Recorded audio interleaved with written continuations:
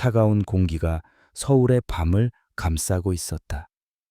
도시의 불빛은 별처럼 반짝였지만 강지훈 대표의 저택은 마치 섬처럼 고요함 속에 잠겨 있었다.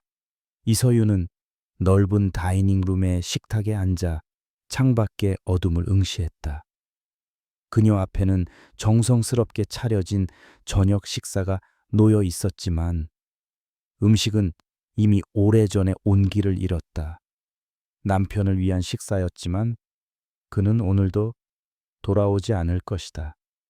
이것은 그들의 결혼 생활에서 거의 매일 반복되는 의식과도 같았다. 서유는 조용히 자리에서 일어나 식어버린 음식들을 치우기 시작했다. 그녀의 움직임에는 어떤 감정도 실려 있지 않았다. 마치 잘 짜인 각본에 따라 움직이는 배우처럼 그녀의 모든 행동은 무감각하고 기계적이었다. 3년 전 대한민국 최고의 기업인 진성그룹의 후계자 강지훈과 결혼했을 때 사람들은 그녀를 신데렐라라고 불렀다. 하지만 화려한 유리 구두는 그녀의 발에 맞지 않았고 왕궁은 차가운 감옥과 다를 바 없었다. 그녀는 한때 촉망받는 변호사였다. 날카로운 지성과 불의를 참지 못하는 정의감으로 법조계에서 이름을 날렸다. 하지만 강지훈과의 결혼은 그녀의 모든 것을 앗아갔다. 시어머니는 여자는 집안을 돌봐야 한다며 그녀의 사직을 강요했고 남편은 그 어떤 반대도 하지 않았다. 그는 그저 아내가 자신의 세계에 들어오는 것을 원치 않는 듯 보였다. 그렇게 서윤의 세계는 이 거대한 저택 안으로 축소되었다. 강지훈은 일과 결혼한 남자였다. 그의 머릿속에는 오직 진성그룹의 미래와 끝없는 경쟁만이 존재했다. 그는 서윤에게 필요한 모든 물질적인 것을 제공했지만 정작 그녀가 원했던 따뜻한 눈길, 한 번, 다정한 말 한마디는 단 한 번도 주지 않았다. 그들의 관계는 철저한 비즈니스 계약과도 같았다. 그는 훌륭한 배경을 가진 아내가 필요했고 그녀의 가족은 진성그룹과의 연결고리가 필요했다. 그뿐이었다. 접시를 닦던 서윤의 손길이 잠시 멈췄다.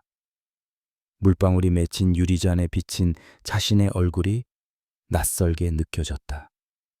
생기를 잃은 눈, 감정을 감춘 무표정한 얼굴. 그녀는 언제부터 이렇게 변해버렸을까? 한때는 뜨거운 열정으로 가득했던 심장이 이제는 재만 남은 듯 차갑게 식어 있었다. 그녀는 남편을 사랑하려고 노력했다. 하지만 그의 견고한 벽은 그녀의 모든 노력을 무의미하게 만들었다. 같은 시각 진성그룹 본사 최상층에 위치한 회장실은 환하게 불이 켜져 있었다. 강지훈은 거대한 책상에 앉아 산더미처럼 쌓인 서류를 검토하고 있었다. 그의 날카로운 눈매와 굳게 닫힌 입술은 한치의 흐트러짐도 없었다. 그는 타고난 지배자였고 그의 왕국에서 실패란 용납되지 않았다. 비서가 조심스럽게 들어와 저녁 식사를 묻자 그는 손을 들어 제지했다. 그에게 식사는 시간을 낭비하는 행위에 불과했다. 그의 책상 위에 놓인 휴대폰이 짧게 진동했다. 화면에는 이서윤이라는 이름이 떠올랐지만 그는 미간을 살짝 찌푸리며 무시했다. 분명 또 저녁 식사에 대한 이야기일 것이다. 그는 그런 사소한 일에 신경 쓸 여유가 없었다. 지금 그는 수조 원이 걸린 해외 M&A 프로젝트에 모든 것을 걸고 있었다. 이 프로젝트의 성공 여부에 진성그룹의 미래가 달려 있었다. 그는 감상에 젖을 시간이 없었다. 지훈의 사촌이자 진성그룹의 부사장인 강민혁이 회장실로 들어왔다. 그는 지훈과 달리 항상 부드러운 미소를 띠고 있었지만 그 눈빛 속에는 날카로운 야망이 숨겨져 있었다. 형님, 아직 퇴근 안 하셨습니까? 형수님께서 기다리실 텐데요. 민혁의 말에는 교묘한 가시가 숨어 있었다. 그는 지훈의 차가운 결혼 생활을 누구보다 잘 알고 있었고 그것을 은근히 즐기고 있었다. 지훈은 서류에서 눈을 떼지 않은 채 대답했다. 쓸데없는 소리할 시간 있으면 프로젝트 보고서나 다시 확인해. 사소한 실수 하나라도 용납하지 않을 테니. 그의 목소리는 얼음장처럼 차가웠다. 민혁은 어깨를 으쓱하며 미소를 지었다. 그는 지훈의 이런 점을 존경하면서도 동시에 증오했다. 언제나 자신보다 한 발 앞서 나가는 형. 그 그늘에서 벗어나고 싶은 욕망이 그의 안에서 들끓고 있었다. 서유는 빈 거실의 소파에 앉아 책을 읽고 있었다. 하지만 글자는 눈에 들어오지 않았다. 그녀의 모든 신경은 현관문 소리에 집중되어 있었다. 혹시라도 그가 일찍 들어오지 않을까 하는 헛된 기대감. 그녀는 스스로가 어리석다고 생각하면서도 이 기다림을 멈출 수 없었다. 결혼 기념일이었다. 그녀는 작은 케이크를 준비했고 그에게 주고 싶은 선물도 사두었다. 하지만 올해도 그 선물은 서랍 속에서 잠들게 될 것이다. 시간은 자정을 향해 흐르고 있었다. 도시의 소음이 잦아들고 저택은 더욱 깊은 침묵에 빠져들었다. 서유는 결국 기대를 접고 자리에서 일어났다. 피곤함이 온몸을 짓눌렀다. 그녀는 2층 침실로 올라가기 위해 계단으로 향했다. 그때였다. 거실의 정적을 깨고 전화벨이 날카롭게 울렸다. 서유는 잠시 멈칫했다. 이 시간에 전화할 사람은 없었다. 혹시 그일까? 그녀는 조심스럽게 수화기를 들었다. 여보세요? 하지만 수화기 너머로 들려온 목소리는 남편의 비서도 그 자신도 아니었다. 낯선 남자의 다급한 목소리가 그녀의 귓가를 파고들었다. 이서윤 씨 되십니까? 강지훈 씨 아내분이시죠? 서윤의 심장이 불길하게 내려앉았다. 네, 그런데요. 무슨 일이시죠? 그녀의 목소리가 미세하게 떨리고 있었다. 여기는 서울중앙병원 응급실입니다. 남편분께서 큰 교통사고를 당하셨습니다. 지금 바로 병원으로 오셔야겠습니다. 상태가 아주 위중합니다. 그 말은 마치 망치처럼 그녀의 머리를 강타했다. 수화기가 그녀의 손에서 미끄러져 바닥으로 떨어졌다. 위중하다. 교통사고. 그녀의 머릿속에서 단어들이 의미 없이 맴돌았다. 세상이 빙글빙글 돌기 시작했고 그녀는 비틀거리며 소파에 주저앉았다. 아무런 생각도 할 수 없었다. 눈물조차 나오지 않았다. 그저 멍하니 바닥에 떨어진 수화기를 바라볼 뿐이었다. 그토록 차갑고 자신을 외면했던 남자, 원망스럽고 미웠지만 그는 여전히 그녀의 남편이었다. 그녀가 지키고 싶었던, 그러나 결코 가질 수 없었던 그녀의 세상이었다. 그런데 그 세상이 지금 무너져 내리고 있었다. 그녀는 떨리는 손으로 휴대폰을 집어들었다. 병원으로 향하는 지 안에서 서유는 창밖의 풍경을 멍하니 바라보았다. 화려한 도시의 야경이 흐릿한 잔상처럼 스쳐 지나갔다.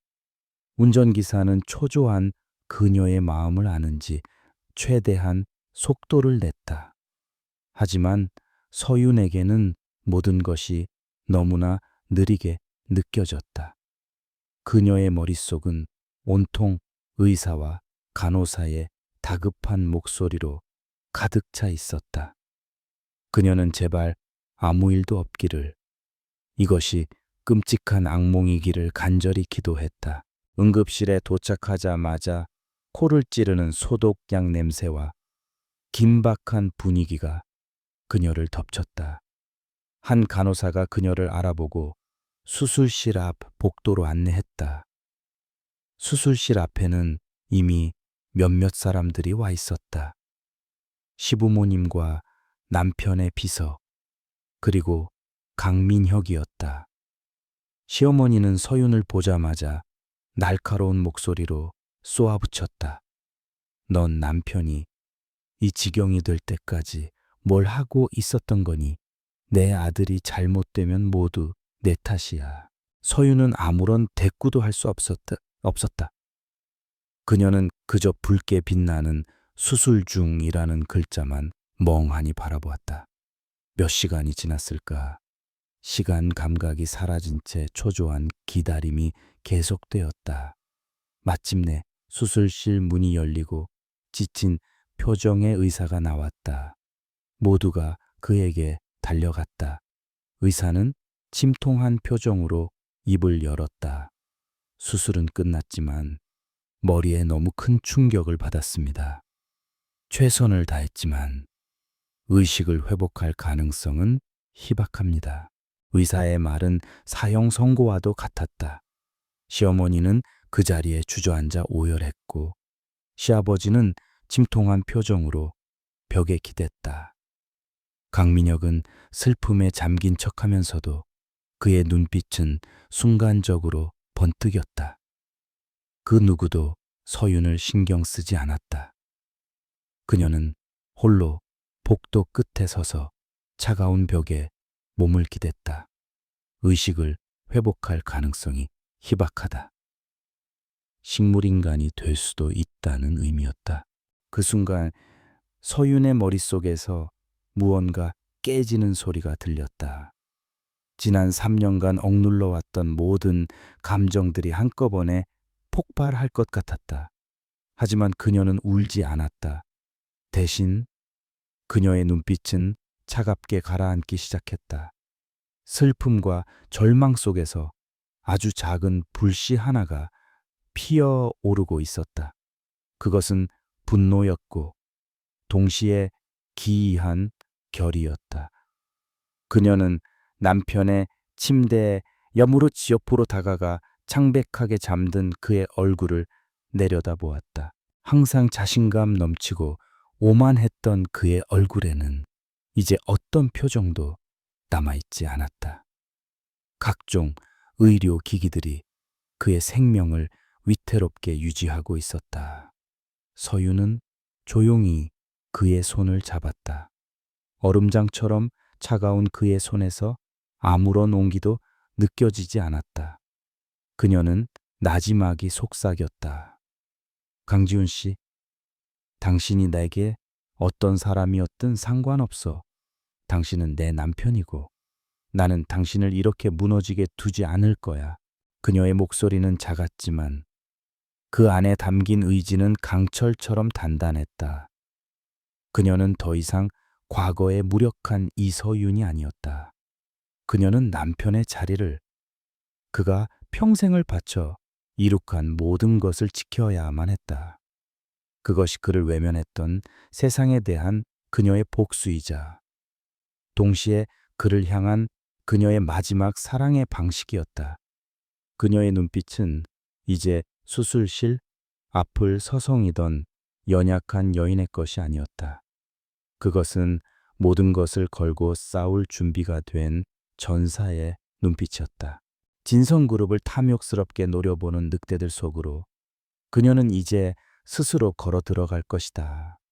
그녀는 자신의 모든 것을 희생해서라도 남편의 왕국을 지켜낼 것이다. 아무도 예상하지 못했던 방식으로 가장 조용하고 연약해 보였던 그녀의 방역이 이제 막 시작되려 하고 있었다. 차가운 병실의 공기 속에서 그녀는 굳은 결심을 다졌다. 그녀의 전쟁은 이미 시작되었다. 시간은 의미 없이 흘러갔다. 강지훈이 VIP 병실에 누워 지낸 지 일주일이 지났다. 생명 유지 장치의 규칙적인 소음만이 방 안의 유일한 소리였다. 이서윤은 창가에 서서 회색빛 도시의 풍경을 내려다보았다. 그녀는 지난 며칠간 거의 잠을 자지 못했다. 남편의 침대 옆 작은 소파에서 쪽잠을 자는 것이 전부였다. 그녀의 얼굴은 창백했지만 눈빛만은 기이할 정도로 또렷했다. 슬픔은 그녀의 마음속 깊은 곳에 가라앉아 단단한 응어리가 되었다. 매일 아침 그녀는 따뜻한 물수건으로 남편의 얼굴과 몸을 닦아주었다. 비록 아무런 반응도 없었지만 그녀는 그가 자신의 손길을 느끼고 있을 거라 믿었다. 그녀는 그에게 하루 동안 있었던 일들을 조용히 이야기해주곤 했다. 날씨 이야기, 읽고 있는 책에 대한 이야기, 그리고 아주 가끔은 그들의 무음이 건조했던 결혼 생활에 대한 이야기도 꺼냈다. 그것은 독백이었지만 동시에 그녀 자신을 위한 치유의 과정이기도 했다. 시어머니는 매일같이 병실을 찾아와 서윤을 들볶았다. 그녀는 아들의 비극을 모두 며느리의 탓으로 돌렸다. 네가 조금만 더 남편에게 신경 썼더라면 이런 일은 없었을 거야. 넌 그저 이 집안의 재산만 보고 결혼한 거 아니냐. 날카로운 비난이 서윤의 가슴에 비수처럼 꽂혔지만 그녀는 아무런 변명도 하지 않았다. 지금은 감정을 소모할 때가 아니었다. 그녀는 그저 묵묵히 모든 비난을 감내했다. 반면 시어머니는 강민혁에 대해서는 칭찬을 아끼지 않았다. 민혁이가 있어서 얼마나 다행인지 몰라. 형을 대신해서 회사를 안정시키려고 밤낮으로 애쓰고 있단다. 그녀의 말처럼 강민혁은 위기 상황에서 탁월한 수완을 발휘하는 것처럼 보였다. 그는 연일 언론에 등장해 진성그룹의 건재함을 과시했고 불안해하는 주주들을 능숙하게 다독였다. 그는 슬픔에 잠긴 유능한 후계자의 모습을 완벽하게 연기하고 있었다. 어느 날 오후 지훈의 비서인 김 실장이 병실을 찾아왔다. 그는 지훈이 가장 신뢰하는 인물 중 한 명이었다. 그는 걱정스러운 얼굴로 서윤에게 다가와 고개를 숙였다. 사모님, 회장님, 차도는 좀 있으십니까? 서윤은 조용히 고개를 저었다. 김 실장은 잠시 망설이다가 조심스럽게 입을 열었다. 사모님, 이런 말씀을 드리기 송구스럽지만 회사 상황이 조금 이상하게 돌아가고 있습니다. 그의 말에 서윤의 신경이 곤두섰다. 이상하다니요. 강민혁 부사장이 잘 수습하고 있는 것처럼 보이던데요. 김 실장은 주변을 살피며 목소리를 낮췄다. 부사장님께서 너무 서두르시는 것 같습니다. 회장님께서 쓰러지신 지 얼마 되지도 않았는데 긴급 이사회를 소집하고 대규모 구조조정안을 밀어붙이고 계십니다. 회장님께서 평소에 반대하시던 사업들도 다시 추진하려 하고요. 김 실장의 말은 서윤의 머릿속에 경종을 울렸다. 슬픔에 가려져 있던 의심의 안개가 서서히 걷히는 기분이었다. 사고 당일 밤 병원에서 마주쳤던 강민혁의 눈빛, 슬픔에 잠겨 있는 듯 했지만 그 속에는 순간적으로 스쳐 지나간 차가운 계산이 있었다. 그는 모두가 지훈의 상태에 정신이 팔려 있는 동안 착실하게 자신의 왕국을 건설하기 위한 기반을 다지고 있었던 것이다. 서유는 김 실장에게 몇 가지를 더 물었다. 이사회가 언제 열리는지, 주요 안건은 무엇인지. 김 실장은 자신이 아는 모든 것을 조심스럽게 털어놓았다. 그는 지훈에 대한 충성심이 깊은 사람이었고 민혁의 독단적인 행동에 큰 불안감을 느끼고 있었다. 그는 서윤이 그저 연약한 사모님인 줄로만 알았지만 그녀의 질문이 매우 날카롭고 핵심을 찌르고 있다는 사실에 조금 놀랐다.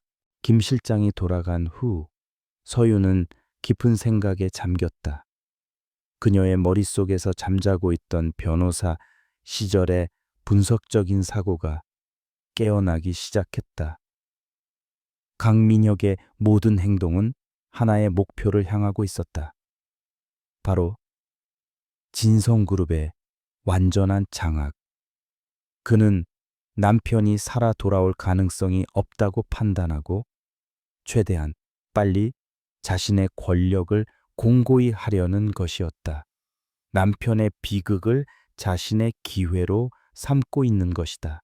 그날 저녁 강민혁이 병실을 찾았다. 그는 값비싼 과일 바구니를 들고 와 걱정스러운 표정을 지어 보였다. 형수님, 식사는 제대로 하고 계십니까? 너무 상심이 크시겠지만 기운 차리셔야죠. 형님도 그걸 바라실 겁니다. 그의 위선적인 위로가 역겹게 느껴졌지만 서유는 애써 평온한 표정을 유지했다. 그녀는 그의 가면 뒤에 숨겨진 진짜 얼굴을 보고 싶었다. 서유는 차분한 목소리로 물었다. 김 실장님께 들었어요. 긴급 이사회를 소집했다고요. 저에게는 아무런 연락도 없었는데. 무슨 일이죠? 그 순간 민혁의 부드러운 미소에 미세한 균열이 생겼다. 그는 금세 표정을 수습하며 대수롭지 않다는 듯 말했다. 아, 그건 형수님께 걱정을 끼쳐드리고 싶지 않아서였습니다. 회사 일은 제가 알아서 할 테니 형수님은 형님 곁을 지키는 데만 집중하세요. 그게 형수님의 역할이니까요. 그의 말에는 노골적인 무시가 담겨 있었다. 그게 형수님의 역할. 그는 서윤을 그저 남편 병간호나 하는 무능한 여자로 취급하고 있었다.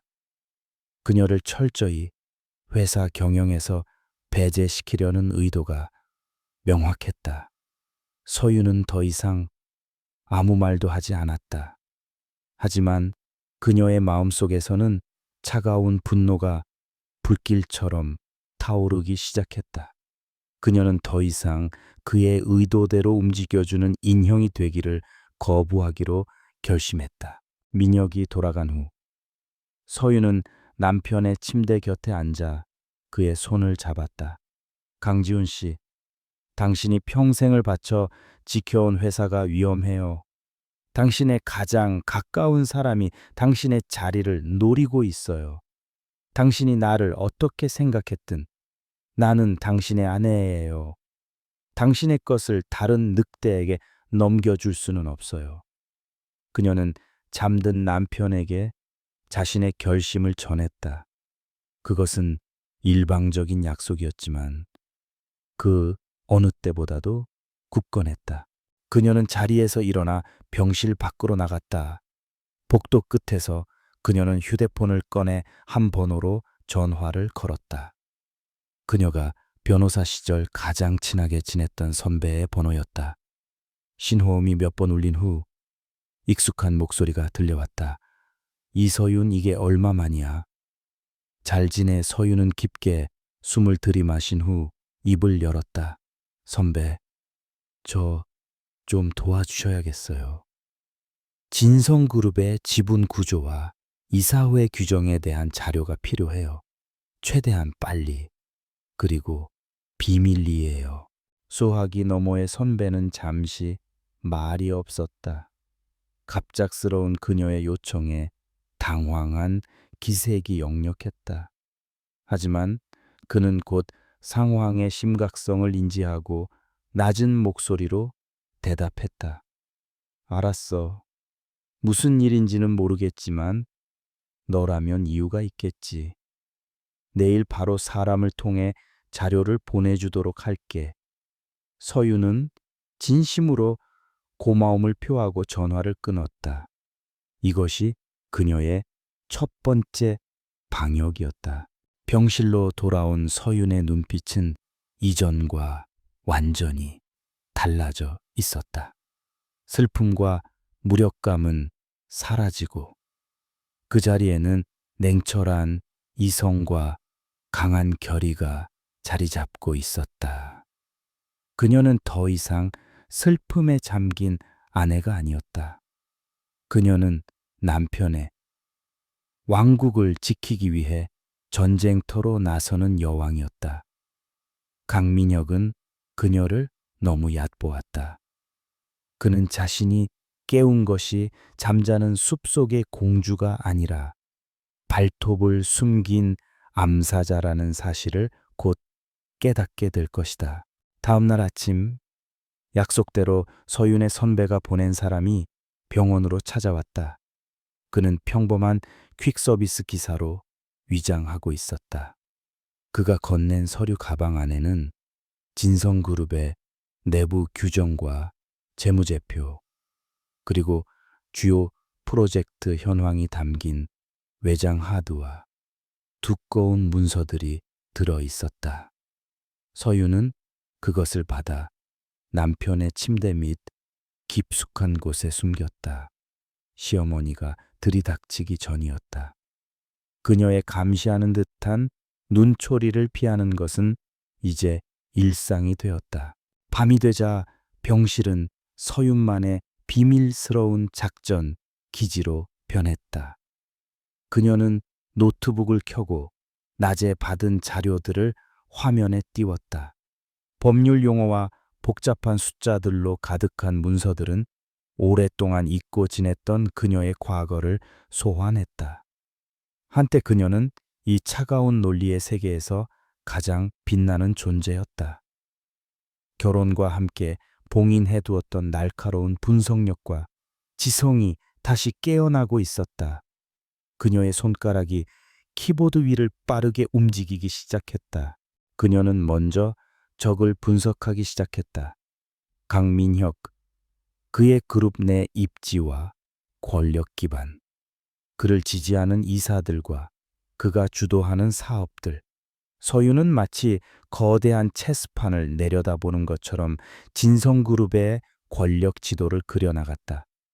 그는 오랫동안 치밀하게 자신의 세력을 키워왔다. 지운의 그늘에 가려져 있었지만 그의 야망은 결코 작지 않았다.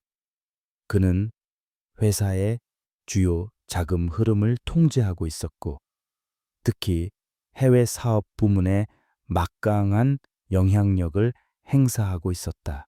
적에 대한 분석을 마친 서유는 남편 강지훈의 마지막 행적을 추적하기 시작했다.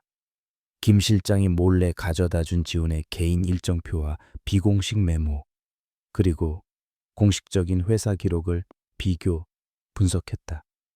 평소에 그답지 않게 흐트러진 필체로 남겨진 메모들이 눈에 띄었다. 사고가 있기 몇 주 전부터 그는 극심한 스트레스에 시달리고 있는 것처럼 보였다. 무언가 그를 깊이 고뇌하게 만들고 있었다. 그러다 서윤의 눈이 한 지점에서 멈췄다. 베리디아 개발 프로젝트, 동남아시아의 한 휴양섬에 최고급 리조트를 건설하는 대규모 사업으로 강민혁이 강력하게 추진하고 있는 프로젝트였다. 공식 보고서상으로는 엄청난 수익이 기대되는 황금알을 낳는 거위처럼 보였다. 하지만 지훈의 개인 메모에는 이 프로젝트에 대한 의구심과 경고가 여러 차례 등장했다. 자금 출처 불분명, 현지 파트너 신뢰도 문제, 가장 결정적인 단서는 사고, 바로 전날의 기록이었다. 지우는 그날 오후 강민혁과의 공식 회의를 갑자기 취소했다. 그리고 그 대신 비공식적으로 내부 감사팀장과의 면담을 잡았다. 베리디아 건, 즉시 감사 착수 필요. 이것이 그가 남긴 마지막 메모였다. 하지만 그 면담은 이루어지지 못했다. 지훈이 감사팀장을 만나러 가는 길에 사고를 당했기 때문이다. 퍼즐 조각들이 서서히 맞춰지기 시작했다. 강지훈은 베리디아 프로젝트에 숨겨진 거대한 비리를 직감했던 것이다. 그리고 그 진실을 파헤치기 직전에 사고를 당했다. 이것은 결코 우연일 수 없었다. 남편의 사고는 강민혁의 비리를 덮기 위한 계획된 범죄일 가능성이 매우 높았다. 서윤의 온몸에 소름이 돋았다. 이것은 단순한 경영권 다툼이 아니었다. 살인 미수 사건일 수도 있었다. 그 순간 서윤의 마음 속에 있던 슬픔과 연민은 차가운 분노와 정의감으로 바뀌었다. 남편을 위한 싸움은 이제 진실을 밝히기 위한 싸움이 되었다. 그녀는 더 이상 병실에만 머물러 있을 수 없었다. 진실의 조각들은 남편이 평생을 바쳤던 곳, 진성그룹의 심장부에 숨겨져 있을 것이다. 그녀는 직접 그곳으로 들어가야만 했다. 늑대들의 소굴로 제 발로 걸어 들어가는 한이 있더라도. 그녀는 화면에 떠 있는 베리디아 프로젝트의 개요를 노려보았다. 복잡한 지분 구조와 수많은 페이퍼 컴퍼니의 이름들이 눈에 들어왔다. 강민혁은 거대하고 교묘한 성을 쌓아 올렸다. 하지만 서윤은 알고 있었다. 아무리 견고한 성이라도 반드시 약한 고리는 존재하기 마련이다. 그녀의 무기는 법률 지식과 누구도 예상하지 못하는 그녀의 존재 자체였다. 모두가 그녀를 무시하고 동정하는 바로 그 시선이 그녀를 지켜줄 가장 강력한 방패가 될 것이다. 다음 날 아침, 서윤은 평소와 다른 옷을 입었다. 검소하지만 단정한 투피스 정장이었다. 그녀가 변호사 시절 즐겨 입던 스타일이었다. 간호사에게 몇 시간만 자리를 비우겠다고 말한 뒤 그녀는 병원을 나섰다. 그녀의 발걸음은 진성그룹 본사로 향하고 있었다. 그녀의 등장은 모두에게 충격이 될 것이다. 특히 강민혁에게는. 그녀는 그가 자신을 보고 어떤 표정을 지을지 궁금했다. 택시에 앉아 빠르게 스쳐 지나가는 도시의 풍경을 보며 서윤은 마음을 다잡았다. 두려움이 없는 것은 아니었다. 하지만 남편의 창백한 얼굴과 그가 남긴 마지막 메모를 떠올리자 두려움은 곧 사라졌다. 그녀에게는 이제 물러설 곳이 없었다. 그녀는 남편의 아내로서, 그리고 한때 법을 수호했던 변호사로서 이 싸움을 끝까지 해낼 것이다. 진실을 밝히고 죄를 지은 자들을 법의 심판대에 세울 것이다. 이것이 그녀 스스로에게 하는 엄숙한 맹세였다. 진성그룹 본사의 로비는 거대하고 차가운 대리석으로 마감되어 있었다. 높은 천장과 화려한 샹들리에는 이곳이 대한민국 재계를 움직이는 심장부임을 과시하는 듯 했다. 이서윤이 자동문을 통과해 안으로 들어서자 바쁘게 움직이던 직원들의 시선이 일제히 그녀에게 쏠렸다. 그들의 눈에는 놀라움과 호기심, 그리고 약간의 동정이 섞여 있었다. 비운의 회장, 사모님, 그들이 그녀에게 붙인 꼬리표였다. 보안 요원들이 그녀의 앞을 막아섰다. 사모님, 여긴 어떻게 방문증이 없으시면 출입이 불가능하십니다. 그들의 목소리는 정중했지만 단호했다. 서유는 조금의 동요도 없이 그들을 바라보았다. 강지훈 회장님의 법적 대리인 자격으로 온 겁니다. 비켜주세요. 그녀의 차분하지만 힘있는 목소리에 보안 요원들은 순간 당황했다. 그들은 상부의 연락을 취하기 위해 무전기를 들었다. 그때 로비 한쪽에서 김 실장이 황급히 달려왔다. 그는 서윤의 모습에 크게 놀란 듯 보였다. 사모님, 여기까지 어쩐 일이십니까? 그는 그녀가 병원에만 머물러 있을 것이라 생각했다. 서윤은 그에게 짧게 대답했다. 오늘 긴급 이사회가 열린다고 들었습니다. 저도 참석해야겠습니다. 김 실장의 얼굴에 곤란한 기색이 스쳤지만 그는 곧 결심한 듯 고개를 끄덕였다. 그는 보안 요원들을 물리고 직접 서윤을 최상층으로 안내했다. 최상층의 공기는 아래층과는 또 달랐다. 숨막히는 긴장감과 보이지 않는 권력의 무게가 복도를 가득 메우고 있었다. 이사회가 열리고 있는 회의실 문 앞에 다다르자 안에서 강민혁의 목소리가 흘러나왔다. 그는 베리디아 프로젝트의 장밋빛 미래에 대해 열변을 토하고 있었다. 김 실장이 조심스럽게 문을 열자 회의실에 앉아있던 모든 임원들의 시선이 문 쪽으로 향했다. 서윤이 회의실 안으로 들어서는 순간 강민혁의 목소리가 뚝 끊겼다. 그의 얼굴에 스친 당혹감은 분노로 그리고 곧 능숙한 위선적인 미소로 바뀌었다. 그는 자리에서 일어나 서윤에게 다가왔다. 형수님, 여긴 어쩐 일이십니까? 몸도 좋지 않으실 텐데 여긴 형수님께서 계실 곳이 아닙니다. 어서 병원으로 돌아가세요. 그는 마치 철없는 아이를 타이르는 듯한 말투로 그녀를 내보내려 했다. 그의 편에 선 몇몇 이사들도 거들었다. 맞습니다. 사모님, 회사 일은 저희에게 맡기시고 회장님, 간호에만 신경 쓰시는 게 좋겠습니다.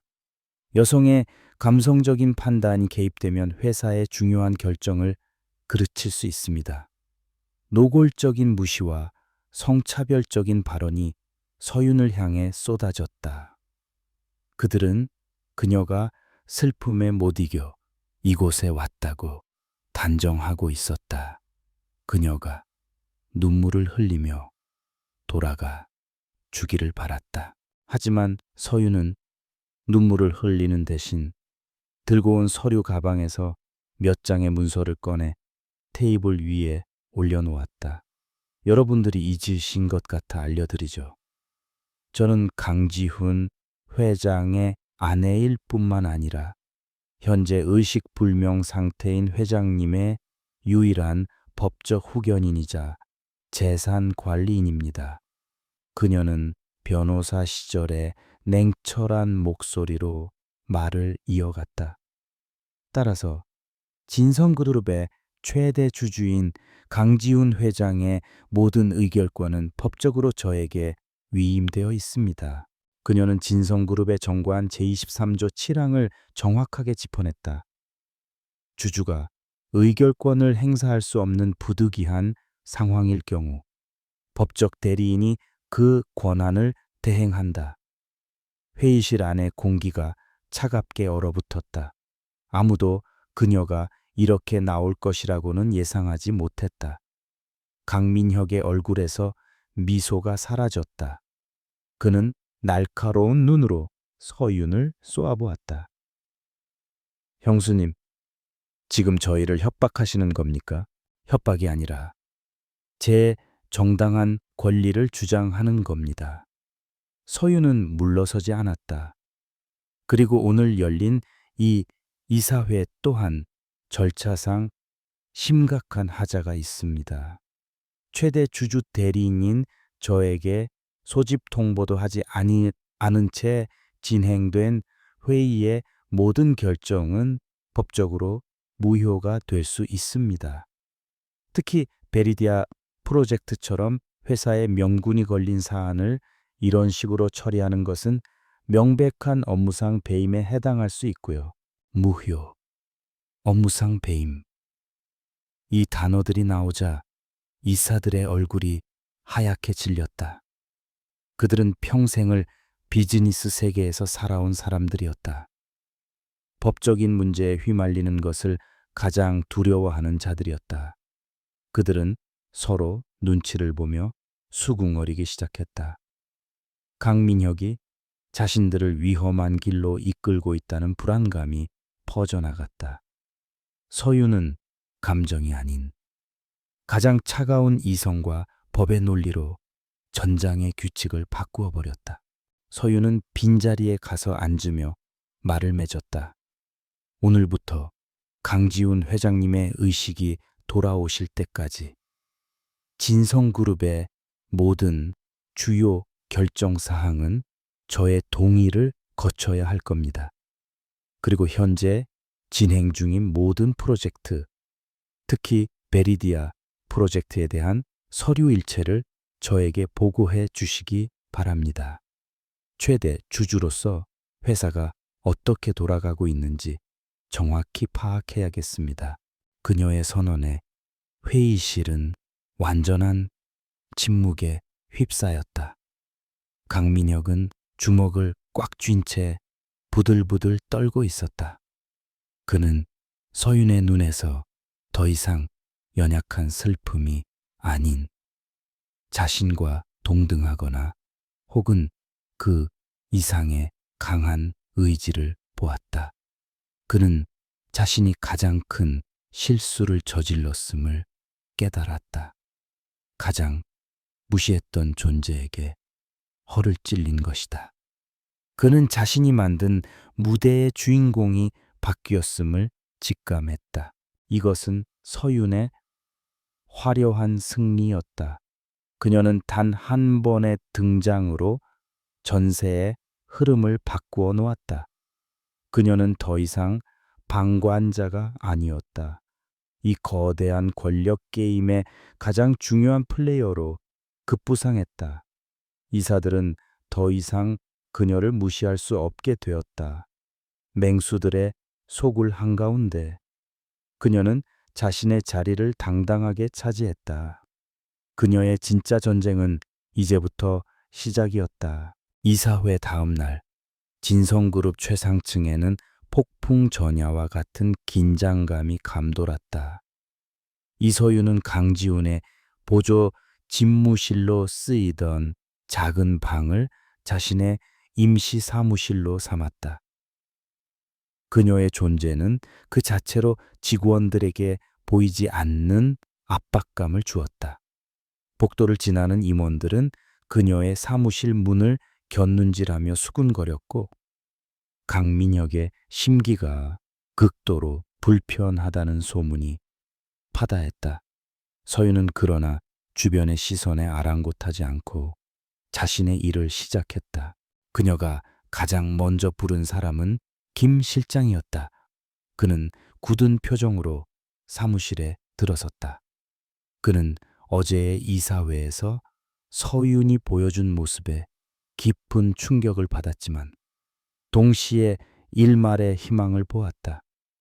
서윤은 그에게 자리를 권하며 단도직입적으로 말했다. 김 실장님, 저는 지금 혼자 싸울 터변 없습니다. 남편이 가장 신뢰했던 분의 도움이 절실히 필요합니다. 저의 눈과 귀가 되어 주십시오. 그녀의 단호하고 진심 어린 요청에 김 실장은 잠시 망설였다. 강민혁에게 맞서는 것은 자신의 모든 것을 걸어야 하는 위험한 도박이었다. 하지만 그는 의식 없이 누워있는 강지훈 회장의 얼굴을 떠올렸다. 그리고 눈앞에 앉아있는 연약해 보이지만 강인한 의지를 품은 한 여인을 보았다. 그는 마침내 결심한 듯 고개를 숙였다. 사모님께서 가시는 길이라면 어디든 함께 하겠습니다.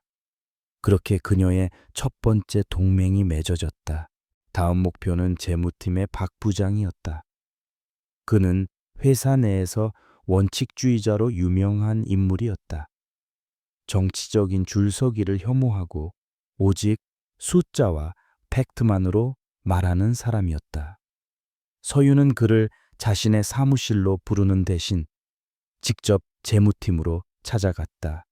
그녀의 갑작스러운 방문에 재무팀 전체가 얼어붙었다.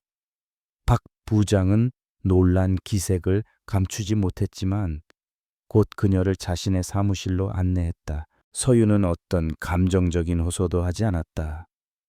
대신 그녀는 자신이 밤새 분석한 베리디아 프로젝트의 자금 조달 계획서를 그의 앞에 내밀었다. 부장님, 저는 변호사였지만 재무 전문가는 아닙니다. 하지만 이 계획서에는 몇 가지 이상한 점이 보입니다.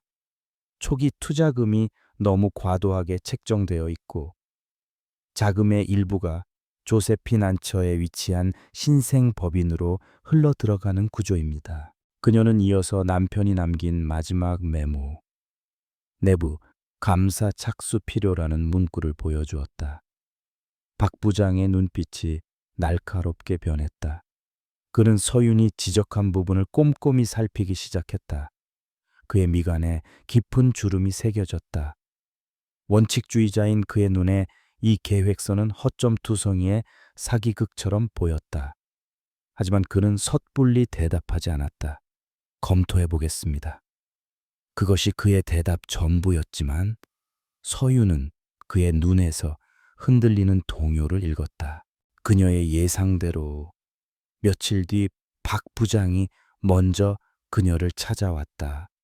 그는 아무도 없는 것을 확인한 뒤 서윤에게 보안 USB 하나를 건넸다. 사모님께서 오르셨습니다. 베리디아 프로젝트의 자금 흐름은 비정상적입니다. 거액의 회사 자금이 파나마의 서류상으로만 존재하는 유령 회사로 송금된 것을 확인했습니다. 전형적인 비자금 조성 수법입니다. 그는 이제 서윤의 가장 강력한 조력자가 되기로 결심했다. 이제 서윤에게는 충직한 정보원인 김 실장과 날카로운 칼과 같은 박 부장이 함께하게 되었다. 그들은 강민혁의 감시를 피해 비밀리에 움직였다. 늦은 밤 사무실에서 만나거나 암호화된 이메일을 통해 정보를 교환했다. 김 실장은 강민혁 측근들의 동향과 내부 정보를, 박 부장은 비자금의 구체적인 증거를 수집했다. 서윤은 이 모든 정보를 종합하여 강민혁의 범죄를 입증할 결정적인 한 방을 준비했다. 그들의 조사는 베리디아 프로젝트의 어두운 이면을 서서히 드러냈다. 프로젝트 자체가 처음부터 회사의 돈을 빼돌리기 위해 기획된 거대한 사기극이었던 것이다. 강민혁은 이 비자금을 통해 이사들을 매수하고 자신의 권력을 공고히 하며 최종적으로는 진성그룹을 완전히 삼키려 했던 것이다. 그리고 남편은 바로 이 끔찍한 진실을 밝히려다 사고를 당한 것이 틀림없었다. 물론 강민혁도 바보는 아니었다. 그는 서윤의 주변에 자신의 사람들을 심어 그녀의 일거수일투족을 감시했다. 특히 박 부장이 서윤과 자주 접촉한다는 보고를 받자 그의 의심은 더욱 커졌다. 그는 박 부장을 자신의 사무실로 불러 은근한 압박을 가했다. 박 부장, 요즘 힘든 일이 많아 보여. 너무 무리하지 말게. 자네, 자리를 노리는 젊은 친구들이 많아서 말이야. 그것은 친근한 걱정을 가장한 명백한 협박이었다. 하지만 박 부장은 흔들리지 않았다. 그는 이미 진실의 편에 서기로 결심했다. 그는 강민혁의 협박을 서윤에게 저택에게 전달했고, 이것은 오히려 그들의 결속력을 더욱 단단하게 만들었다. 위험이 커질수록 그들의 목표는 더욱 선명해졌다. 그들은 이제 단순히 회사를 지키는 것이 아니라 거대한 범죄 조직과 맞서 싸우고 있었다. 어느 늦은 밤, 서윤의 임시 사무실에 세 사람이 모였다. 박 부장이 가져온 모니터 화면에는 파나마 유령 회사로 흘러 들어간 수천억 원의 자금 흐름도가 복잡한 거미줄처럼 펼쳐져 있었다. 그것은 강민혁의 탐욕이 만들어낸 괴물의 초상이었다. 그들은 이제 누구도 부인할 수 없는 결정적인 증거를 손에 쥐었다. 하지만 이것을 세상에 공개하는 순간 강민혁은 괴물처럼 발악하며 그들을 공격해 올 것이다. 서윤은 창밖의 어두운 도시를 내려다보며 말했다. 이제 되돌아갈 수 없습니다. 우리는 이 증거를 가지고 이 사회에서 정면으로 승부해야 합니다. 그녀의 목소리는 조용했지만 그 안에는 모든 위험을 감수하겠다는 강한 결의가 담겨 있었다. 김 실장과 박 부장은 굳은 표정으로 고개를 끄덕였다. 운명의 주사위는 던져졌다. 이제 그들 앞에는 피할 수 없는 전쟁만이 기다리고 있었다. 강민혁은 자신이 코너에 몰리고 있음을 직감했다. 이서윤이라는 예상치 못한 변수는 그의 완벽한 계획을 송두리째 흔들고 있었다. 그는 더 이상 그녀를 무시하거나 회유하는 방식으로는 이길 수 없음을 깨달았다. 그는 맹수가 사냥감을 덮치듯 가장 비열하고 잔인한 방식으로 그녀의 숨통을 끊어놓기로 결심했다. 그의 방역은 칠흑 같은 어둠 속에서 조용히 그러나 신속하게 시작되었다. 어느 날 아침, 대한민국을 떠들썩하게 만든 가십성 기사가 인터넷을 도배했다. 진성그룹 며느리 이서윤, 그녀의 두 얼굴, 남편의 비극 뒤에 숨겨진 추악한 진실은, 기사의 내용은 충격적이었다. 서윤이 결혼 전부터 다른 남자와 부적절한 관계를 맺어왔으며 강지훈 회장의 재산을 노리고 계획적으로 접근했다는 악의적인 내용으로 가득했다.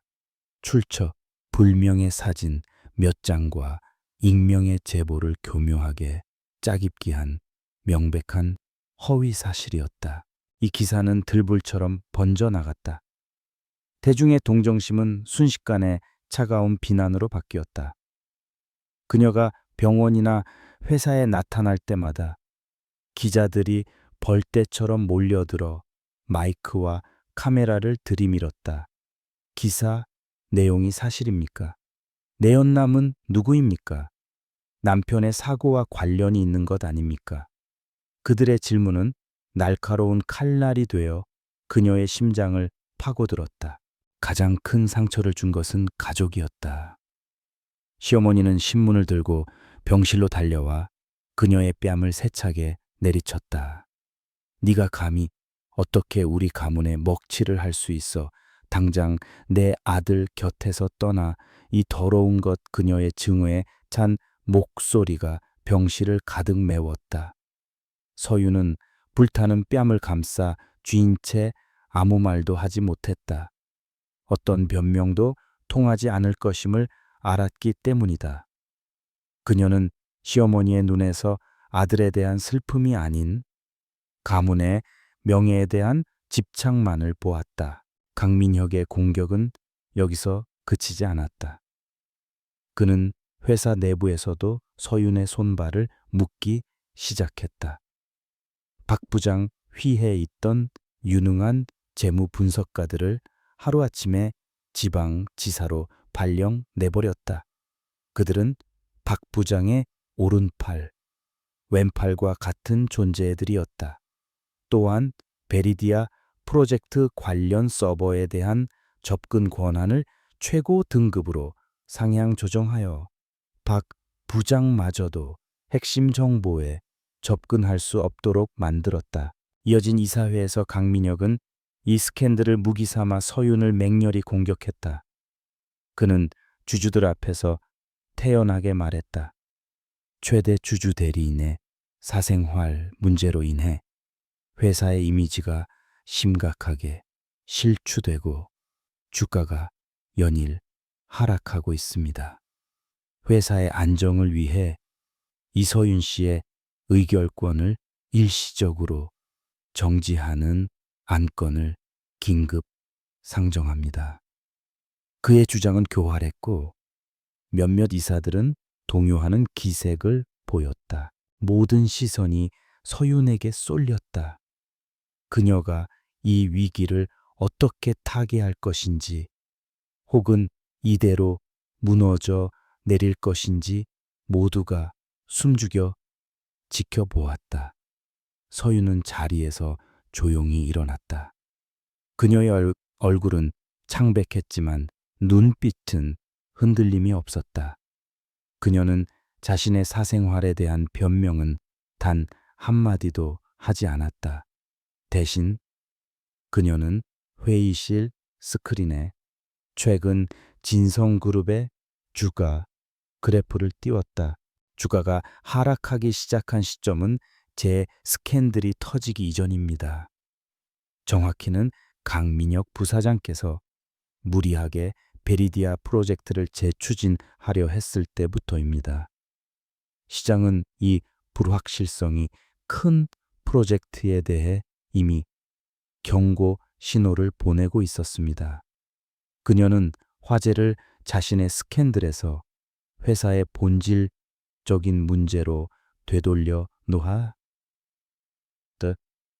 그녀는 이어서 말했다. 저의 사생활이 어떻든 수천억의 회사 자금이 유령 회사로 흘러 들어간 사실은 변하지 않습니다. 그녀의 발언에 회의실은 술렁였다. 그녀는 강민혁이 던진 진흙탕 속으로 들어가는 대신 더 높은 곳에서 전장을 내려다보는 방식을 택했다. 그녀의 냉철한 대응에 강민혁의 안건은 결국 부결되었다. 하지만 아슬아슬한 승리였다. 이사회의 절반 가까이가 그에게 동조했다는 사실은 그녀에게 큰 위기감을 안겨주었다. 그녀의 표는 여전히 너무나도 적었다. 그날 밤 서윤은 홀로 차를 몰아 한강 변으로 향했다.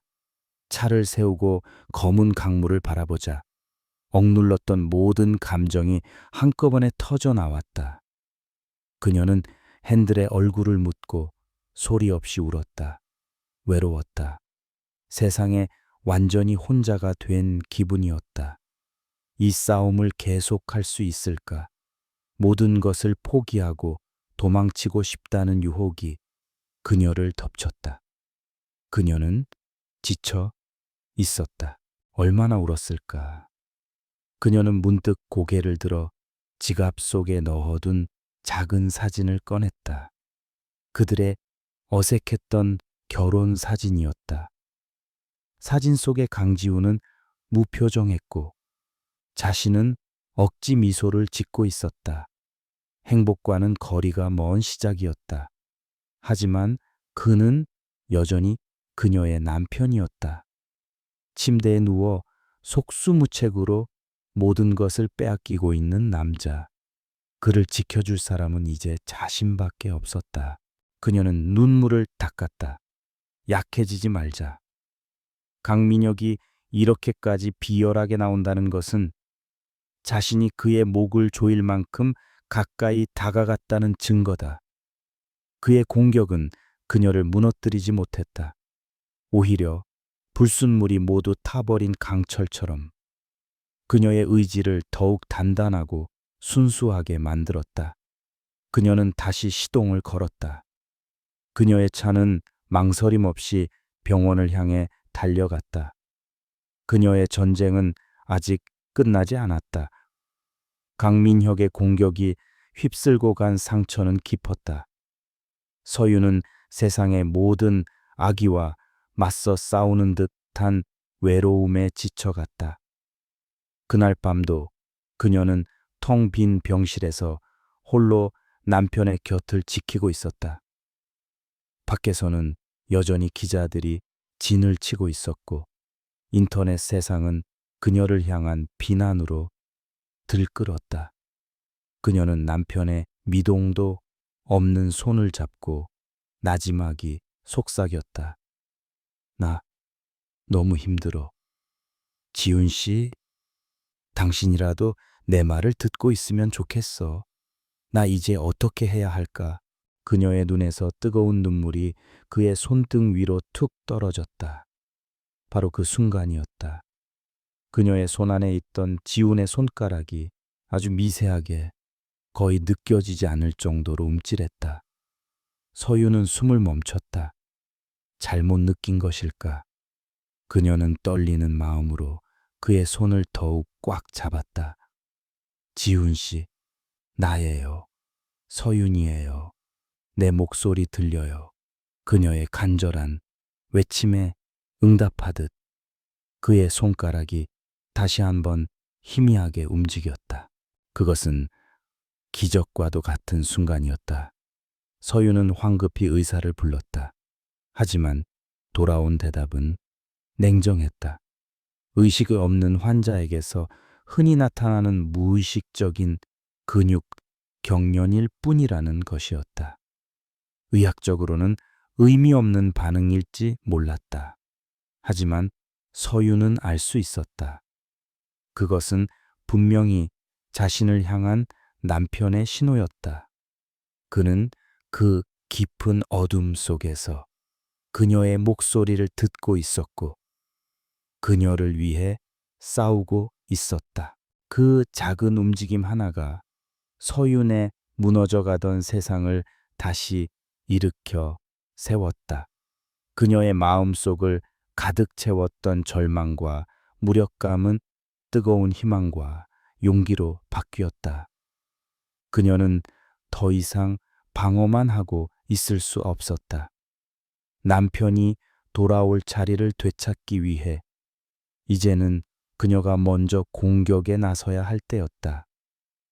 그녀의 눈빛에서 나약함은 사라지고 다시 한번 날카로운 전사의 빛이 되살아났다. 다음 날 서유는 김 실장과 박 부장을 비밀리에 소집했다. 그녀의 달라진 분위기에 두 사람은 놀랐지만 곧 그녀의 결의를 이해했다. 서유는 단호하게 말했다. 더 이상 수세에 몰려 있을 수만은 없습니다. 강민혁 부사장이 가장 아파할 곳을 정확하게 찔러야 합니다. 하지만 비자금 문제를 바로 터뜨리는 것은 위험합니다. 그들은 분명 증거를 인멸하고 우리를 역공격할 겁니다. 그녀의 전략은 명확했다. 적의 심장을 바로 노리는 대신 적의 가장 튼튼한 갑옷에 균열을 내는 것이었다. 그들의 목표는 베리디아 프로젝트 자체를 좌초시키는 것이었다. 박 부장은 밤새 관련 서류를 다시 검토한 끝에 결정적인 약점을 찾았습니다. 그들이 파나마 유령 회사와 맺은 계약서에 치명적인 법적 하자가 있습니다. 국제 자금 세탁 방지법을 정면으로 위반하는 조항입니다. 이대로 프로젝트가 진행되면 진성그룹은 천문학적인 벌금은 물론 국제 금융시장에서 퇴출될 수도 있습니다. 이것이야말로 그들이 찾던 비수였다. 이사들이 강민혁의 도덕성에는 눈 감아줄지 몰라도 회사를 파멸로 이끌 수 있는 법적 위험 앞에서는 결코 그럴 수 없을 것이다. 서윤은 자신의 권한을 사용하여 긴급 임시 이사회를 소집했다. 이번에는 강민혁이 아닌 그녀가 먼저 칼을 뽑아든 것이다. 이사회 소집 공고가 뜨자 회사 전체가 발칵 뒤집혔다. 이사회 당일 회의실의 공기는 살얼음판처럼 팽팽했다. 강민혁은 자신만만한 미소를 띤 채 서윤을 바라보았다. 그는 그녀가 또다시 감정적인 호소를 하거나 근거 없는 의혹을 제기할 것이라 예상했다. 하지만 그의 예상은 완전히 빗나갔다. 서윤은 마치 대형 로펌의 파트너 변호사처럼 냉철하고 논리 정연하게 프레젠테이션을 시작했다. 그녀는 베리디아 프로젝트 계약서의 문제 조항들을 하나하나 짚어가며 그것이 국제법을 어떻게 위반하는지, 그리고 그로 인해 진성그룹이 어떤 위험에 처하게 될지를 정확하게 설명했다. 스크린에는 복잡한 국제 조약과 금융 규제법들이 떠올랐다. 그녀의 설명에는 한치의 오차도 감정의 동요도 없었다. 회의실을 가득 메운 것은 오직 서늘한 이성과 팩트의 힘이었다. 강민혁의 내 얼굴에서 미소가 사라지고 당혹감이 번져갔다. 그는 법률적인 부분은 자신의 법무팀에 모두 맡겨두었기에 이런 기술적인 공격에 제대로 대응할 수가 없었다. 이사들은 술렁이기 시작했다. 그들의 얼굴에는 서윤에 대한 놀라움과 함께 강민혁의 무능함과 독단에 대한 불안감이 스쳐 지나갔다. 박 부장은 서윤의 주장을 뒷받침하는 구체적인 재무 자료를 제시하며 쐐기를 박았다. 프레젠테이션을 마친 서윤은 이사들을 둘러보며 마지막 발언을 했다. 저는 오늘 이 자리에서 베리디아 프로젝트의 전면 중단과 외부 전문 기관을 통한 계약서 재검토를 공식적으로 요청합니다. 이것은 회장님의 아내로서가 아닌 진성그룹의 최대 주주 대리인으로서 회사의 미래를 위해 내리는 결정입니다. 그녀의 말은 강력한 힘을 가지고 회의실 전체에 울려 퍼졌다. 결국 표결 끝에 서윤의 안건은 압도적인 찬성으로 통과되었다. 강민혁의 가장 큰 돈줄이자 권력의 기반이었던 베리디아 프로젝트가 공식적으로 멈춰선 것이다. 이것은 서윤의 완벽한 전략적 승리였다. 그녀는 강민혁의 계획을 좌초시켰을 뿐만 아니라 이사들에게 그의 리더십에 대한 심각한 의구심을 심어주었다. 전세는 이제 서서히 그녀에게로 기울고 있었다. 강민혁은 싸늘하게 식은 눈으로 테이블 건너편의 서윤을 노려보았다. 그는 자신이 깨운 존재가 누구인지 이제야 뼈저리게 깨닫고 있었다. 베리디아 프로젝트가 중단되자 강민혁은 궁지에 몰린 쥐처럼 날뛰기 시작했다. 외부 감사가 시작되면서 그의 비자금 창고에 대한 압박이 들어왔고 이사회에서의 입지도 눈에 띄게 약해졌다. 그는 어떻게든 상황을 뒤집기 위해 발버둥 쳤지만 이서윤이 쳐놓은 법률이라는 거미줄은 그를 더욱 옴짝달싹 못하게 만들었다. 그의 초조함은 곧 서윤의 팀에게 새로운 기회를 제공했다. 서윤은 승리에 도취하지 않고 곧바로 다음 단계에 착수했다. 이제는 방어막에 균열을 내는 수준이 아니라 성벽을 무너뜨릴 결정적인 증거를 찾아야 했다. 박 부장은 프로젝트 중단으로 혼란스러워진 틈을 타 파나마 유령 회사의 자금 흐름을 더욱 깊숙이 파고들었다. 수백 개의 위장 계좌와 복잡한 거래 내역을 밤새 추적하던 그의 눈에 마침내 의심스러운 거래 하나가 포착되었다. 거액의 자금이 유령 회사에서 빠져나와 국내의 한 평범한 물류 회사로 송금된 기록이었다. 해진 물류라는 이름의 소규모 회사였다.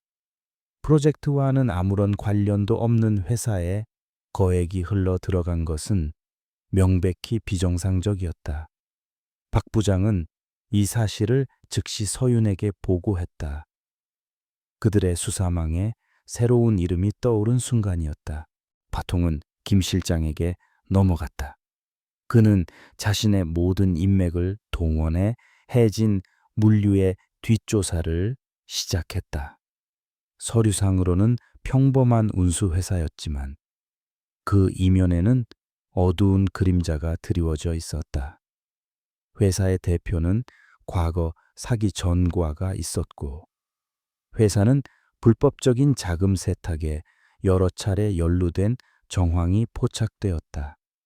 강민혁이 자신의 더러운 돈을 처리하기 위해 이용하는 하수인이자 창구였던 것이다. 김 실장의 조사는 마침내 결정적인 한 사람의 이름에 도달했다. 최철민, 해진 물류 소속의 화물차 운전기사였지만 강지훈 회장의 사고가 있었던 날 직후에 갑자기 거액의 퇴직금을 받고 종적을 감춘 인물이었다. 김 실장의 보고를 받은 서윤의 심장이 차갑게 내려앉았다. 모든 조각들이 하나의 끔찍한 그림을 향해 맞춰지고 있었다. 서윤은 자신의 변호사 선배를 통해 강지훈 회장 사고 당시의 경찰 수사 기록을 입수했다. 그녀는 떨리는 손으로 기록을 넘겼다. 사고 현장에서 목격자들은 한 화물차가 고의적으로 강지훈 회장의 차량을 갓길로 밀어붙였다고 진술했다. 경찰은 해당 화물차를 수배했지만 운전자는 차를 버리고 달아난 뒤였다. 그 운전자의 신원은 바로 최철민이었다. 이제 모든 것이 명백해졌다. 베리디아 프로젝트의 비자금은 해진 물류를 통해 최철민에게 흘러 들어갔고 그는 그 돈을 받고 강지훈을 살해하려 했던 것이다. 이것은 단순한 비리나 경영권 다툼이 아니었다. 처음부터 모든 것을 빼앗기 위해 치밀하게 계획된 살인 미수 사건이었다. 서윤은 눈을 감았다. 남편이 당했을 그 끔찍한 순간이 눈앞에 그려지는 듯 했다. 그녀의 심장에서 뜨거운 분노가 치밀어 올랐다. 한편 강민혁은 서윤의 수사망이 자신의 턱 밑까지 차올랐음을 본능적으로 느끼고 있었다. 그는 이성을 잃고 최후의 발악을 시작했다. 그는 더 이상 점잖은 위선자의 가면을 쓰고 있지 않았다. 어느 날 밤 서윤이 병원에서 회사로 돌아가던 길이었다. 어두운 지하 주차장에서 갑자기 나타난 검은색 세단이 그녀의 차를 향해 위협적으로 돌진했다. 서윤은 간신히 핸들을 꺾어 충돌을 피했지만 그녀의 차는 주차장 기둥에 부딪히고 말았다. 다행히 크게 다치지는 않았지만 그녀는 공포에 질려 숨을 헐떡였다. 검은색 세단은 잠시 멈춰 서서 그녀를 지켜보는 듯하더니 이내 어둠 속으로 사라졌다. 그것은 명백한 경고였다. 남편의 사고를 재현한 듯한 이 비열한 협박은 그녀에게 더 이상 나서지 말라는 최후 통첩이었다. 하지만 강민혁은 상대를 잘못 골랐다. 그의 협박은 서윤의 공포심이 아닌 잠자던 사자의 투쟁 본능을 깨웠다. 그녀는 이제 자신의 생존을 위해서라도 결코 물러설 수 없었다. 그녀는 차가운 분노를 억누르며 경찰에 신고하는 대신 자신의 사무실로 돌아갔다. 이성과 증거가 아닌 폭력과 공포에 의존하기 시작했다는 것은 강민혁이 막다른 길에 몰렸다는 명백한 증거였다. 사무실의 화이트보드 앞 서윤과 김 실장, 그리고 박 부장이 모였다. 보드에는 강민혁의 사진을 중심으로 유령회사, 해진물류, 그리고 운전기사 최철민의 사진이 붙어 있었다. 붉은색 펜으로 그어진 선들이 그들의 검은 거래를 거미줄처럼 연결하고 있었다. 모든 음모의 전말이 그들 눈앞에 펼쳐져 있었다. 그들은 이제 괴물을 잡을 수 있는 모든 증거를 손에 쥐었다. 서윤은 보드 중앙에 있는 강민혁의 사진을 날카로운 눈으로 응시하며 말했다. 이제 이 지긋지긋한 연극을 끝낼 시간입니다. 그녀의 목소리에는 더 이상 망설임이나 두려움이 없었다. 오직 차가운 결의만이 가득했다. 다음 이사회는 심판의 날이 될 것이다. 그녀는 자신의 모든 것을 걸고 법의 이름으로 저 추악한 괴물을 단죄할 것이다. 최후의 결전이 임박해 오고 있었다. 운명의 날이 밝았다. 이서윤이 소집한 긴급 이사회는 진성그룹의 모든 임직원들의 초미 관심사였다. 이사회의 공식 안건은 베리디아 프로젝트 관련 리스크 재검토 및 기업의 미래 전략이었다. 강민혁은 외부 감사 결과에 대한 방어 논리를 철저하게 준비하며 이사회에 참석했다. 그는 이것이 자신을 향한 마지막 공격이 될 것이며 이 방어선만 지켜내면 다시 전세를 뒤집을 수 있으리라 믿었다. 그는 서윤의 진짜 칼날이 어디를 향하고 있는지 전혀 눈치채지 못하고 있었다. 회의실의 공기는 그 어느 때보다 무겁게 가라앉아 있었다. 이사들은 굳은 표정으로 자리를 지키고 있었고 그들의 눈빛에서는 불안과 의심이 교차했다. 잠시 후 회의실 문이 열리고 강민혁이 자신감 넘치는 표정으로 들어섰다. 그는 일부러 여유로운 태도를 보이며 이사들과 가벼운 인사를 나누었다. 곧이어 들어선 서윤은 그와는 대조적으로 어떤 감정도 드러내지 않은 차가운 얼굴이었다. 그녀의 침묵은 폭풍 전의 고요함처럼 느껴졌다. 회의가 시작되자마자 강민혁이 먼저 선수치려 나섰다. 베리디아 프로젝트의 감사 결과에 대해 제가 먼저. 하지만 그의 말이 차에 끝나기도 전에 서윤이 그를 막아섰다. 오늘 이 자리는 단순히 프로젝트 하나를 논하기 위해 모인 것이 아닙니다. 진성그룹의 존립 자체를 위협하는 썩어버린 뿌리를 도려내기 위해 모인 자리입니다. 그녀의 목소리는 회의실 전체를 얼어붙게 할 만큼 단호했다. 서윤은 준비해온 프레젠테이션을 시작했다. 첫 번째 화면에는 진성그룹에서 파나마의 유령 회사로 흘러들어간 수천억 원의 자금 흐름도가 선명하게 나타났다. 박 부장이 일어나 그 돈이 어떻게 부풀려지고 세탁되었는지 회계 장부를 조작한 흔적들을 조목조목 설명했다. 이것만으로도 강민혁에게는 치명적인 타격이었다. 이사들의 얼굴이 하얗게 질렸다. 강민혁은 애써 태연한 척하며 소리쳤다. 이건 사업을 하다 보면 발생할 수 있는 관행일 뿐이요. 회사를 위한 어쩔 수 없는 억제는 선택이었단 말이오. 그의 발악에도 불구하고 서유는 다음 화면으로 넘어갔다. 이번에는 유령 회사에서 해진 물류로 돈이 흘러 들어간 내역이 나타났다. 그녀는 해진 물류가 어떤 회사인지, 그리고 그 돈이 누구에게 전달되었는지를 보여주었다. 화면 가득 화물차 운전기사 최철민의 얼굴 사진이 떠올랐다. 강민혁의 얼굴에서 핏기가 사라지기 시작했다.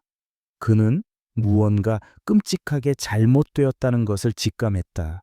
그리고 마침내 서유는 마지막 증거를 꺼내들었다.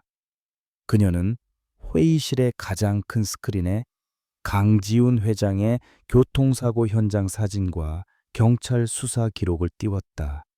찌그러진 차체, 낭자한 핏자국. 이사들은 경악을 금치 못했다. 서유는 떨리는 목소리를 애써 억누르며 사고를 유발하고 도주한 트럭 운전사가 바로 최철민이라는 사실을 밝혔다. 그리고 마지막으로 최철민의 계좌에 사고 직전 거액의 돈이 입금된 거래 내역을 화면에 띄웠다. 그 돈의 출처는 바로 강민혁의 유령 회사였다. 모든 증거가 하나의 진실을 가리키고 있었다. 회의실은 완전한 침묵에 휩싸였다.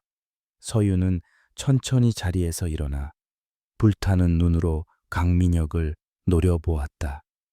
그녀의 목소리는 분노로 가득 차 있었지만 그 어느 때보다 또렷하게 울려 퍼졌다. 이 모든 것은 처음부터 단순한 횡령 사건이 아니었습니다.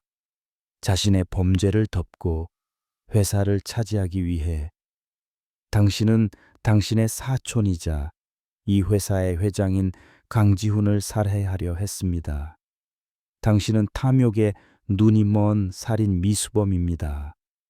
강민혁 씨, 그녀의 마지막 말은 천둥과도 같았다. 강민혁의 이성이 완전히 끊어졌다. 그는 자리에서 벌떡 일어나 고함을 질렀다.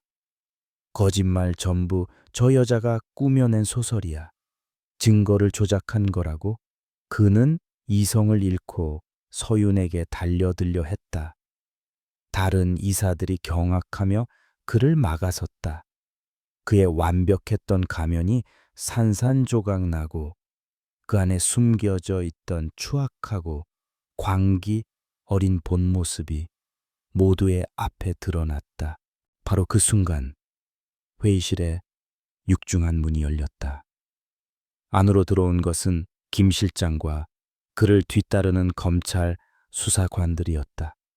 그들은 망연자실한 채 서 있는 강민혁에게 다가가 차가운 목소리로 말했다.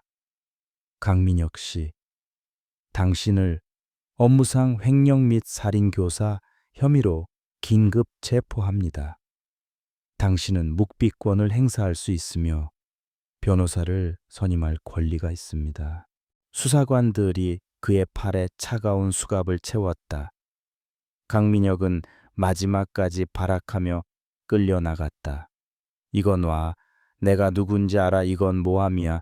이서윤 그의 비명소리가 복도 저편으로 사라질 때까지 회의실 안에 누구도 감히 움직이지 못했다. 길고 길었던 악몽이 끝나는 순간이었다. 서유는 끌려가는 그의 마지막 모습을 굳은 표정으로 지켜보았다. 그녀의 눈에서는 뜨거운 눈물이 흘러내렸다.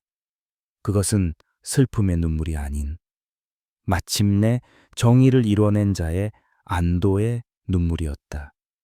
그녀의 길고 외로웠던 싸움이 마침내 끝이 났다. 강민혁이 체포되자 진성그룹은 거대한 폭풍에 휩싸였다. 대한민국 재계를 뒤흔든 희대의 스캔들에 연일 언론의 스포트라이트가 쏟아졌고 주가는 폭락했다. 모두가 진성그룹이 이대로 무너질 것이라 예상했다. 하지만 위기의 중심에서 아무도 예상치 못했던 인물 이서윤이 굳건히 버티고 서 있었다. 그녀는 더 이상 비운의 회장 사모님이 아니었다. 그녀는 진성그룹을 구할 유일한 희망이었다. 그녀는 슬픔에 잠겨 있을 시간이 없었다. 그녀는 즉시 비상 경영 체제를 선포하고 박 부장과 김 실장을 중심으로 위기 대응팀을 꾸렸다. 그녀는 밤낮을 가리지 않고 일했다. 불안에 떠는 주주들을 직접 만나 설득했고 흔들리는 직원들을 다독이며 내부 결속을 다졌다. 그녀는 강민혁이 남긴 부패의 고리를 과감하게 잘라냈고 투명한 경영 시스템을 도입하기 위한 개혁을 단행했다. 그녀의 진심은 통했다. 이사들은 처음에는 반신반의했지만 위기를 수습하는 그녀의 탁월한 능력과 강직한 리더십에 점차 마음을 열기 시작했다. 그녀는 감정에 휘둘리지 않았고 사적인 복수심을 드러내지도 않았다. 오직 회사의 정상화라는 단 하나의 목표를 향해 나아갔다. 그녀의 헌신적인 노력 끝에 진성그룹은 서서히 안정을 되찾기 시작했고 시장의 신뢰도 조금씩 회복되었다. 몇 달 후 폭풍이 지나가고 마침내 고요한 일상이 돌아왔다. 회사의 모든 것이 제자리를 찾았을 때 서윤은 비로소 자신에게 휴식을 허락했다. 그녀는 그동안 거의 찾아가지 못했던 병실로 향했다. 복도를 걷는 그녀의 발걸음은 그 어느 때보다 가볍고 평온했다. 더 이상 그녀를 괴롭히는 기자들도 의심의 눈초리도 없었다. 오직 남편을 향한 그리움만이 그녀와 함께했다. 병실의 문을 열자 여전히 잠들어 있는 남편의 모습이 보였다. 그녀는 그의 침대 곁에 앉아 예전처럼 그의 손을 잡았다. 따뜻한 햇살이 창문을 통해 들어와 그의 얼굴을 비추었다. 그녀는 그에게 지난 몇 달간 있었던 모든 이야기를 들려주었다. 그녀가 어떻게 싸웠고 어떻게 회사를 지켜냈는지, 그리고 그를 얼마나 그리워했는지. 그녀의 목소리는 잔잔한 호수처럼 평온했다. 모든 게 끝났어요. 지훈 씨, 당신의 자리는 이제 안전해요. 그러니 이제 그만 일어나요. 나 혼자서는 너무 외로워요. 그녀가 그의 손등에 얼굴을 묻었을 때였다. 그녀의 머리 위로 희미한 온기가 느껴졌다. 그녀가 깜짝 놀라 고개를 들자 믿을 수 없는 광경이 펼쳐졌다. 강지훈이 천천히 눈을 뜨고 있었던 것이다. 그의 눈은 더 이상 예전처럼 차갑고 공허하지 않았다. 그의 눈동자는 아주 오랫동안 닫혀 있던 시간에 먼지를 털어내듯 천천히 서윤의 얼굴에 초점을 맞추었다. 그의 입술이 힘겹게 움직였다. 그는 무언가 말을 하려고 애썼다. 마침내 그의 메마른 입술에서 아주 작은 소리가 새어나왔다. 서윤 씨. 그 이름 세 글자는 서윤의 세상 전체를 뒤흔들었다. 그녀의 눈에서 참아왔던 모든 눈물이 폭포수처럼 쏟아져 내렸다. 그것은 기쁨의 눈물이었고 구원의 눈물이었다. 1년 후 따스한 봄 햇살이 내리쬐는 한옥의 정원. 강지훈은 휠체어에 앉아 있었지만 재활치료사의 도움을 받아 한 걸음 한 걸음 힘겹게 걷는 연습을 하고 있었다. 그의 얼굴에는 과거의 냉정함 대신 온화한 미소가 자리 잡고 있었다. 서유는 토엠마루에 앉아 그런 그의 모습을 따뜻한 눈으로 지켜보고 있었다. 그녀는 이제 진성그룹의 경영 일선에서는 물러나 남편의 회복을 돕는데 전념하고 있었다. 잠시 후 지훈이 그녀의 곁으로 다가와 앉았다. 그는 서윤의 손을 조용히 잡았다. 미안했소. 그리고 고맙소. 그의 목소리에는 깊은 후회와 진심 어린 감사가 담겨 있었다. 서윤은 부드럽게 미소 지으며 대답했다. 지난 일은 모두 잊어요. 우리는 이제부터 시작이니까요. 그들의 눈이 마주쳤다. 그 눈빛 속에는 더 이상 어떤 벽도 거리감도 존재하지 않았다.